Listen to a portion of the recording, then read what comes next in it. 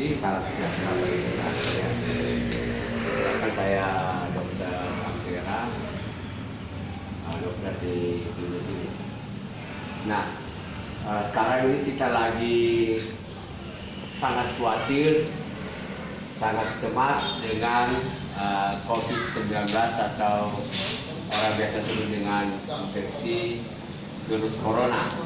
Nah, saya mengharapkan bahwa kita senantiasa menjaga jarak kontak, ya, jarak kontak antara satu orang dengan yang lain. Kenapa kita perlu jaga jarak kontak? Karena virus ini menyebar dengan percikan, ya, percikan. Jadi kalau dia bersin atau dia berbicara itu terpancar, ya. Nah, orang yang ada di sekitar kita itu bisa kena. Nah, seperti itu. Jadi kita harus senantiasa menjaga supaya jangan sampai saya dengan ibu ini bisa kontak, ya. Satu kali kita bersin itu berapa partikel-partikel virus yang bisa terlempar, yang bisa kena sama kita. Makanya pemerintah minta supaya kita menjaga jarak. Pencegahan nomor satu daripada virus corona ini adalah menjaga jarak kontak, ya. Nah, oleh sebab itu saya berharap bahwa posisi tempat yang kita sudah atur ini supaya kita tempati, supaya kita tidak kontak yang satu dengan yang lain, tidak bersentuhan.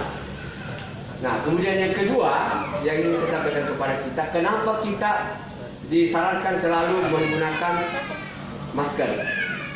Nah, sebaiknya Bapak Ibu kalau datang ke klinik ini mulai ke depan pakai masker. Karena kenapa? Belum tentu saya dokter, saya tidak membawa virus. Ibu juga belum tentu tidak membawa virus. Nah, ketika kita berhadapan, saya periksa, saya suruh buka mulut, ibu batuk kena sama saya. Saya bicara sama orang pasien yang lain, dia juga akan kena. Nah, saya sarankan kalau bisa pakai masker. Kemudian yang kedua, setiap saat kalau bisa kita cuci tangan dengan sabun, karena sabun mempunyai daya rusak sel virus supaya virus ini mudah menjadi mati. Atau kita menggunakan pembersih tangan, ya, hand sanitizer, supaya dengan alkohol supaya kumannya juga mudah mati. Nah, itu yang kedua yang ingin saya sampaikan kepada kita. Jadi jaga jarak kontak, gunakan masker, kemudian rajin cuci tangan atau membersihkan dengan alkohol. Nah, berikut yang ingin saya sampaikan kepada Bapak Ibu, bahwa meskipun kita sehat, saya sehat, ibu sehat, belum tentu ibu tidak membawa kuman. Karena mungkin daya tahan tubuhnya baik, sehingga saya tidak sakit, ya. Tetapi di dalam tubuh saya yang setiap hari kontak dengan pasien, mungkin saja di dalam tubuh saya ada virus. Ketika saya pulang ke rumah, saya berpelukan dengan istri, saya berpelukan dengan anak-anak saya cium anak-anak saya, tanpa sadar saya menjadi penular kepada anak-anak saya. Makanya saya minta kepada Bapak supaya mulai hari ini kalau sudah datang dari klinik di sini, ya, di sini banyak virusnya, banyak orang batuk sembarangan dan sebagainya, supaya sampai di rumah cuci tangan, bersihkan baju yang sudah dipakai, simpan di Baiklin supaya kumannya mati. Ya, jangan sekali-sekali menyentuh muka, ya, muka, hidung, mulut kalau sebelum mencuci tangan dengan sabun atau dengan hand sanitizer. Ya, nah oleh sebab itu saya minta kepada kita sekalian supaya kita jaga ini. Kalau bukan kita yang jaga, sulit. Ya, nah kenapa pemerintah membatasi kita? Kemudian yang kedua, kalau batuk, etika batuknya itu bukan sembarang batuk, kalau perlu, ya, supaya batuknya tidak terpancar ke sana kemari. Nah, ketika saya bicara begini, kemudian saya batuk, di samping kiri kanan saya ada apa? Ada meja kursi. Datang ibu lagi sentuh ini, mejanya sentuh kursinya. pulang tidak cuci tangan, sampai di rumah pegang ibu, pegang anak, ya akhirnya anaknya mudah sakit, orang tuanya yang umur 50 tahun ke atas mudah sakit, sehingga rata-rata yang meninggal karena virus corona ini adalah anak-anak, balita, dan usia lanjut yang daya tahan tubuhnya itu kurang baik, ya. Nah, sekarang masyarakat itu rajin memburu vitamin C, betul tidak? Ya, rajin memburu jahe, rajin memburu kelor, ya rajin berjemur. Sebenarnya tidak seperti terlalu gitu ya. Cukup makan yang seimbang, ada nasi, ada ikan, ada sayur, ada buah, ya. Ya, kemudian yang kedua, rajin berolahraga, ya. Yang ketiga, di rumah bisa beristirahat, rileks, tidur dengan baik, tidur dengan tenang, dan kalau memang butuh baru ditambah dengan suplemen. Bukan vitamin satu-satunya, jangan dikeliru. Bukan vitamin yang bikin orang tidak kena virus corona. Orang tidak kena virus corona tidak sentuh dengan produk yang mengandung bakteri atau mengandung virus tadi. Seperti bapak tadi, dia begitu batuk, itu jaraknya kurang lebih 1 meter. Untung dia pakai masker, jadi dia tersimpan di maskernya sendiri, biarlah dia yang sakit dan jangan dia tularkan kepada orang lain.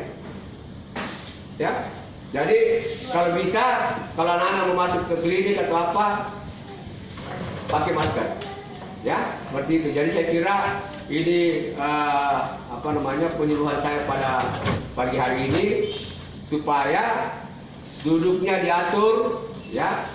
Kemudian nanti sangkanya dokter kurang sopan karena jarak periksanya 1 meter, bukan tidak sopan. Artinya saya bicara ibu bisa kena, ibu bicara saya bisa kena. Jadi dikasih jarak kurang lebih 1 meter jarak periksa antara dokter dengan pasien. Kemudian biasanya kita suruh pasien di agak samping, dokternya ke sebelah sana, tidak berhadapan langsung. Karena kenapa? Kalau dia batuk, dia lari ke sini. Batuknya bukan lari ke dokter. Dokter juga batuk dan ke sana, bukan lari ke orangnya itu.